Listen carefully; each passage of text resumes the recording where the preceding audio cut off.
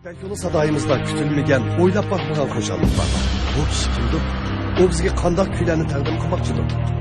Kütülmegen koşallık, özgüçü sanat ozorunu ipkegen bu kişini sahnimizge başlap alaylı.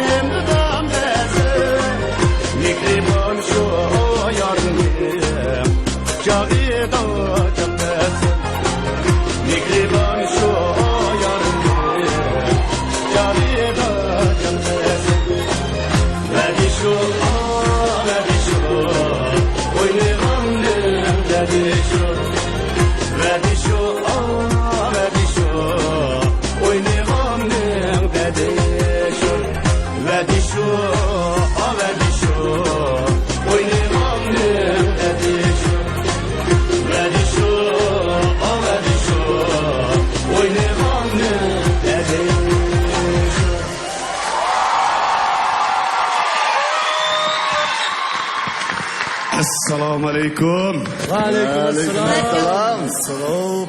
Men mi chiqib qoldim bo'ptimi ya? Ha. Qani o'zingizni bir tanishtirib o'tag'ar. Mening ismim Men bo'limi. Kasbsiz. Voy, yosh obdan tug'dingizmi? Va bumi O'zingizga qarab turganman, obdan tug'gandekmi? Siz yaxshi turayotgansiz yaxshimi? Unda siz yaxshi tug'ayotgan bizdan turib yaxshi turulaymi ya?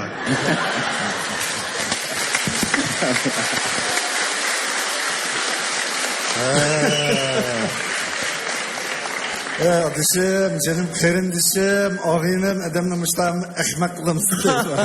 Ya ahmak kılmadım adaş, ata aytın şu tötonlu da, Cenab Şinjan'da işleyatkan filmini koyup aeroplanımda udulmuş ekilişim. Evet, yani gittim ben.